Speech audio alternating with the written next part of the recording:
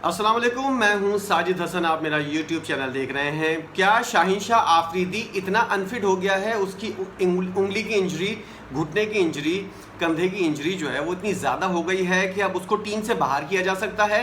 और मोहम्मद आमिर ने क्या टीम में वापस आने के लिए ग्रीन सिग्नल दे दिया है? ऐसी कोई बात की है आमिर ने कि कहा है कि मैं अपनी खिदमत पेश करने को तैयार हूँ Jio TV पर बैठकर। ऐसा कुछ हुआ भी है। और दूसरी खबर ये है कि अगर बाबर आजम को कप्तानी से हटाया जाता है तो फिर उसकी जगह कौन कप्तान बनेगा? इमाद वसीम कप्तान बनेंगे, शान मसूद कप्तान बनेंगे, मोहम्मद रिजवान कप्तान बनेंगे, या फिर वो शाहीन शाह आफरीदी कप्तान बनेगा जो मुसलसल अनफिट होता रहता है? एक खिलाड़ी जिसकी पता ही नहीं है कि टीम के अंदर जगह होगी या नहीं, क्या उसको आप टीम का कप्तान बना सकते हैं? या मोहम्मद रिजवान एक बेहतरीन चॉइस, एक बेहतरीन ऑप्शन आपके पास मौजूद है, या फिर इफ्तिखार अहमद पाकिस्तानी टीम की कप्तानी करते हुए नजर आएंगे? इमाद वसीम और शान मसूद के ऊपर कितना डिपेंड कर सकती है टीम, और क्या ये लोग सलाहियत रखते हैं कि वर्ल्ड कप के अंदर, या फिर पाकिस्तानी टीम की सलाहियतें और पाकिस्तानी टीम की जो कैप्टनशिप है उसको संभाल सकें? और टीम को पाकिस्तान के अंदर मसला ये आता है कि यकजा करने की ज़रूरत होती है। टीम के तमाम खिलाड़ियों को जो है वो एक पेज पर रखने की ज़रूरत होती है। टीम के अंदर इख्तिलाफात होते हैं।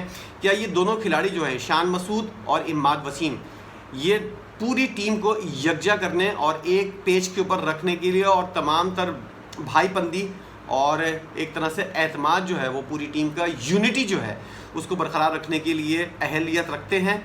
इस हवाले से कुछ बात करेंगे। लेकिन सबसे पहले शाहीन शाह आफरीदी मुसलसल इंजर्ड हो रहे हैं, और इंडिया के ख़िलाफ़ जो मैच था, उससे पहले भी जो मैच था, उसके अंदर हमने देखा कि शाहीन शाह आफरीदी जो हैं वो उस पूरी रफ्तार के हिसाब से बॉलिंग नहीं कर पा रहे थे। और उनका जो खासा है कि पहले ओवर के अंदर या फिर अपने पहले स्पेल के अंदर विकेटें लेना, उसके अंदर वो कुछ ऑफ कलर से नज़र आए। उनकी बॉलिंग के अंदर भी वो काट नहीं थी, वो तेज़ी नहीं थी और वो स्विंग नहीं था, जिसकी वजह से लोग और ख़ुद मैंने देखकर ये अंदाज़ा लगाया कि शाहीन शाह आफरीदी मुकम्मल तौर पर जो है वो फ़िट नज़र नहीं आ रहे हैं। और वो अपनी फ़िटनेस या तो छुपा रहे हैं, या फिर छुपाने के अलावा, जैसा कि नसीम शाह ने बता भी दिया था, उसके बावजूद भी क्रिकेट बोर्ड ने और मैनेजमेंट ने उसको खिलाया। तो क्या शाहीन शाह आफरीदी अपनी फ़िटनेस के बारे में बता चुके हैं? उसके बावजूद भी उनको खिलाया जा रहा है क्योंकि उनका टीम के अंदर होना ही एक बहुत बड़ी बात है। तो ऐसी कोई बात नहीं है। शाहीन शाह आफरीदी जो हैं वो फ़िटनेस मसाइल का तो शिकार हैं, मुकम्मल तौर पर वो फिट नहीं हैं, लेकिन वो फिर भी खेलना चाहते हैं। उनकी अपनी चॉइस ये है और वो ये चाहते हैं कि मेरा टीम के अंदर होना। और जिस तरह की जो सूरत हाल चल रही है कौमी टीम की, उसके अंदर शाहीन शाह आफरीदी ख़ुद अपने तौर पर ख़ुद को टीम के अंदर रखना चाहते हैं, और एक तरह से दूसरी टीमों को, मुखालिफ टीमों को इस बात का ख़दशा रहता है कि शाहीन शाह आफरीदी भी टीम के अंदर मौजूद है। तो ज़रा सा एक डर का जो मुझे हंसी आ रही है इस बात से कि शाहीन शाह आफरीदी अपने आप को वसीम अकरम के तौर पर शायद सोच रहे हैं कि मैं वसीम अकरम जैसा हूं, क्योंकि वसीम अकरम के बारे में हमने सुना था कि वसीम अकरम टीम के अंदर, वसीम अकरम का होना ही बहुत बड़ी बात थी। इंडिया की टीम या दूसरी मुखालिफ टीमें जो है वसीम अकरम की प्लेइंग 11 के अंदर नाम देखकर ही बास टीमें जो हैं वो तो हिम्मत ही हार जाती थी। वाकई वसीम अकरम ने ऐसा प्रूव भी किया है। लेकिन जैसा कि रवि शास्त्री ने वर्ल्ड कप के अंदर कमेंट्री करते हुए बताया था कि शाहीन शाह आफरीदी वसीम अकरम नहीं है। वसीम अकरम की तरह हमको इसको ट्रीट भी नहीं करना चाहिए, ना ही उससे इतनी तवक्कात वाबस्ता कर लेनी चाहिए, और ना ही उसने ये साबित किया है कि वो वसीम अकरम जैसा बॉलर है। तो फिर शाहीन शाह आफरीदी क्यों टीम के अंदर मौजूद हैं, और क्यों अनफिट खिलाड़ी को मैनेजमेंट जो है और पीसीबी जो है वो खिलाने पर मजबूर है? क्या ऐसी वजूहत हैं? क्यों हमने बैकअप नहीं बनाया? नसीम शाह का हमने बैकअप पहले ही नहीं बनाया था, अब शाहीन शाह आफरीदी अगर आगे पीछे होता है तो क्या आपके पास बैकअप है? जमान खान जो बुखार के अंदर मुब्तला है, क्या आप उसको खिलाएंगे? कोई खिलाड़ी टीम के अंदर मौजूद ही नहीं है जो फास्ट बॉलिंग कर सके। क्या वसीम जूनियर के साथ शाहीन शाह आफरीदी शाहीन शाह आफरीदी के अगर ड्रॉप करते हैं तो वसीम जूनियर के साथ जाएंगे? आप ऐसा सोच रहे हैं? अगर ऐसा सोच रहे हैं तो इंतहाई शर्मिंदगी का मकाम है चीफ सेलेक्टर के ऊपर, जो बहुत ही बड़े ढीठ शख्सियत के मालिक हैं। वो सिवाय इमामुल हक को टीम के अंदर रखने के और किसी चीज़ के ऊपर उनका ध्यान नहीं है। ना ही उन्होंने ये बैकअप बनाया जो 18 खिलाड़ी उन्होंने भेजे कि उसके अंदर कोई ऐसा खिलाड़ी हो। ना ही उन्होंने इमाद वसीम से फ़ोन के ऊपर बात की।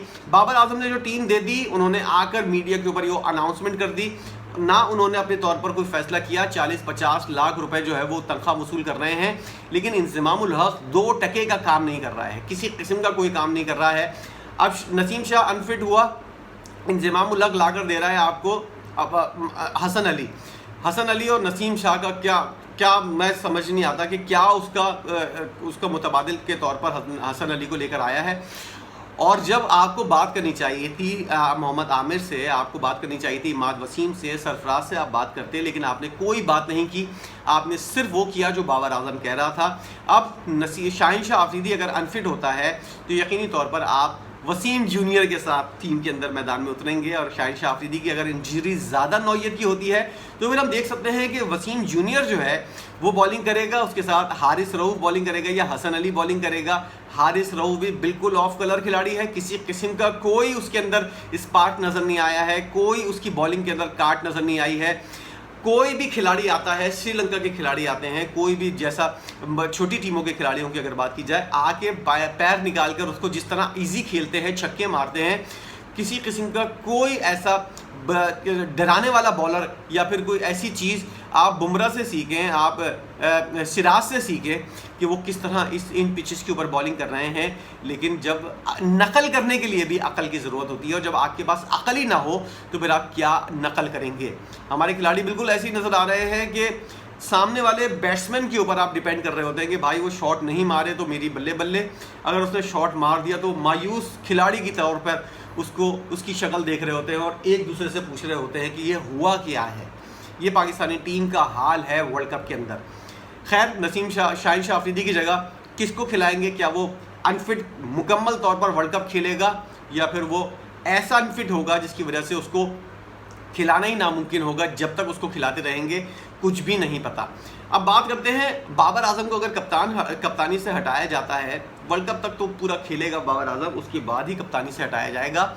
अगर बाबर आजम को कप्तानी से हटाया जाता है तो क्या आप समझते हैं कि इमाद वसीम, शान मसूद, मोहम्मद रिजवान या फिर शाहीन शाह आफरीदी, चार नाम जो गर्दिश कर रहे हैं, इनमें से कौन सा नाम हो सकता है? इमाद वसीम के बारे में हम कह सकते हैं कि पाकिस्तान के अंदर जो टैलेंटेड खिलाड़ी हैं, जो पढ़े लिखे खिलाड़ी हैं, उनमें दो खिलाड़ियों का नाम लिया जाता है, इमाद वसीम और शान मसूद। ये हाईली क्वालिफाइड है और क्वालिफिकेशन इनकी बहुत अच्छी है, पढ़े लिखे हैं, बात करने की तमीज़ है, इंग्लिश भी अच्छी है इनकी, पता होता है कि इंटरनेशनल क्रिकेट के अंदर क्या कुछ चल रहा है। जिस तरह के इस वक्त मदरसा छाप खिलाड़ी जो मौजूद हैं टीम के अंदर, ना ही उनको प्राइमरी पास, सेकेंडरी पास पता नहीं क्या है, मैट्रिक भी किया है खिलाड़ियों ने, नहीं किया। बाबर आजम की क्या क्वालिफिकेशन है, मोहम्मद रिजवान कितना पढ़ा लिखा है, कुछ भी अंदाज़ा नहीं है। इफ्तिखार अहमद कौन से इस मैट्रिक किया है, बड़े स्कूल गए हैं, कॉलेज की शक्ल देखी है, नहीं देखी। तो तालीम कितनी ज़रूरी होती है ये शायद हमारे क्रिकेटर्स को नहीं पता, लेकिन क्वालिफाइड खिलाड़ी और एक पढ़ा लिखा खिलाड़ी जो है, अगर उसको कप्तान बना दिया जाए तो वो टीम के भी काम आता है, और जो है वो इंटरनेशनल रिलेशन के अंदर जो भी चीज़ें होती हैं इंटरनेशनल क्रिकेट के अंदर, उसके अंदर बहुत अहम किरदार अदा करता है। तो शान मसूद और इमाद वसीम, गो के इमाद वसीम जो है और शान मसूद, ये दोनों खिलाड़ी जो हैं, एक खिलाड़ी जो है मुल्तान सुल्तान की कप्तानी कर चुका है, शान मसूद, उसको हटाकर मोहम्मद रिजवान को कप्तान बनाया गया। बाबर आजम जो है वो कप्तानी कर चुका है कराची किंग्स की PSL के अंदर, और उसको हटाकर इमाद वसीम को कप्तान बनाया गया।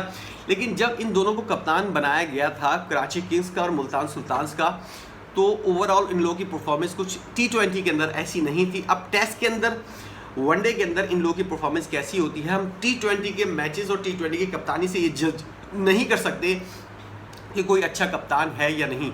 हो सकता है कोई T20 के अंदर अच्छी कप्तानी नहीं करता, लेकिन जब बड़ा फॉर्मेट आता है, यानी कि वनडे या टेस्ट मैच आता है, तो उसके अंदर खिलाड़ियों को सोचने का, प्लानिंग करने का बहुत ज़्यादा मौका मिलता है। और अच्छा कप्तान जो है वो हमेशा टेस्ट मैच और वनडे फॉर्मेट से जो ही पता चलता है कि वो कप्तानी अच्छी जानता है या नहीं। इसलिए अभी तक हमने इन दोनों खिलाड़ियों को, यानी कि इमाद वसीम और शान मसूद को, अभी हमने शॉर्ट फॉर्मेट के अंदर कप्तान बना के देखा है, लेकिन ये दोनों जो है वो कोई स्पार्क दिखाने में नाकाम रहे हैं। इनको अब किसी बड़ा फॉर्मेट जो है, यानी कि टेस्ट और वनडे के अंदर कप्तान बनाकर क्या देखा जाए कि ये कप्तानी कर सकते हैं या नहीं, या फिर आपकी वन चॉइस है। शाहीन शाह आफरीदी ने भी अपनी टीम को टाइटल जिताया हुआ है, उनकी फिटनेस के हवाले से ये वाली चीज़ होती है कि उनको कप्तान बनाया जाए या नहीं। कभी वो अनफिट हो गए तो फिर कप्तान कौन होगा? एक नाम जिसके ऊपर सब लोग मुत्तफिक हो सकते हैं वो है मोहम्मद रिजवान का। मोहम्मद रिजवान जो है, उन्होंने अपने तौर पर टीम की नैया पार लगाई है मुल्तान सुल्तान्स की, और उन्होंने बड़ी अच्छी कप्तानी की है PSL के अंदर। अब कहते हैं कि फॉर्मेट जो है वो कोई भी हो, मोहम्मद रिजवान जो है वो दिमाग यूज़ करता है और मोहम्मद रिजवान जो है उसको अगर कप्तानी दी जाए तो वो मायूस नहीं करेगा। बाबर आजम की तरह वो एक्टिव खिलाड़ी है। बाबर आजम जिस तरह अनएक्टिव होते हैं, पता ही नहीं होता कि कहाँ फील्डिंग सेट करनी है, क्या करना है। मोहम्मद रिजवान जो है वो खिलाड़ियों को जो है वो एन टाइम के ऊपर बॉल होने से पहले भी खिलाड़ियों की पोजीशन जो है वो चेंज कर रहा होता है। हमने देखा है काफ़ी इन्वॉल्व होता है खेल के अंदर और हर फील्ड को उसको पता होता है कि किस जगह फील्ड रखनी चाहिए। बेशक उसके ऊपर इल्ज़ामात हैं कि वो बाबर आजम का बहुत पक्का फ्रेंड है, दोस्ती यारी गैंग का वो बहुत बड़ा हिस्सा है, लेकिन पाकिस्तान के अंदर इस वक्त आपको कोई कप्तान दिखता है जो कामयाबी के साथ इस वक्त इस पोजीशन के ऊपर वर्ल्ड कप के बाद पाकिस्तानी टीम को, क्योंकि सरफराज के बारे में हर कोई ये कह रहा है कि उसका दौर चला गया है, अब वो बात नहीं है। सरफराज अहमद में भी अगर उसको कप्तान बनाना भी है तो आप उसको टेस्ट मैच का कप्तान बना दें, टेस्ट फॉर्मेट का कप्तान बना दें, लेकिन वनडे और T20 के अंदर अब सरफराज जो है उसका दौर चला गया है। सरफराज को सिर्फ टेस्ट की हद तक महदूद किया जाए तो ज़्यादा बेहतर रहेगा। आप क्या समझते हैं किसको कप्तान बनाया जा सकता है और किसको कप्तान बनाना चाहिए? और ये भी बताइएगा कि क्या शाहीन शाह अफरीदी जब तक मुकम्मल इंजर्ड होकर मैदान के अंदर नहीं गिरे, स्ट्रेचर के ऊपर उसको बाहर या कंधे के ऊपर हाथ का सहारा लेकर उसको बाहर नहीं ले जाया जाए, क्या जब तक उसको खिलाते रहेंगे? क्या यही पाकिस्तानी टीम की प्लानिंग है? कमेंट सेक्शन के अंदर आकर इन दोनों सवालों के जवाब ज़रूर दीजिएगा कि आपके माइंड के अंदर क्या चल रहा है। कप्तान किसको देखते हैं? और शाहीन शाह अफरीदी अगर अनफिट होते हैं तो क्या मोहम्मद आमिर वो जियो के ऊपर बैठ के कमेंट्री कर रहे हैं या फिर अपने तज़िये पेश कर रहे हैं? क्या ऐसा पॉसिबल है कि एक बंदा जो है वो टीवी स्टेशन से उठकर सीधा वर्ल्ड कप के मैदान में जाए, जर्सी पहने और बॉलिंग शुरू कर दे? ऐसा बहुत कम पॉसिबल है। क्या शाहीन शाह अफरीदी की जगह किसी और खिलाड़ी को लिया जा सकता है या उसी टीम के अंदर जो मौजूद खिलाड़ी हैं उन्हीं से काम चलाया जाएगा? ज़रूर बताइएगा अपनी राय। आपके कमेंट इंतहाई अहमियत के हामिल होते हैं। कमेंट ज़रूर कीजिएगा और अपनी राय से ज़रूर आगाह कीजिएगा। वीडियो देखने का बहुत शुक्रिया।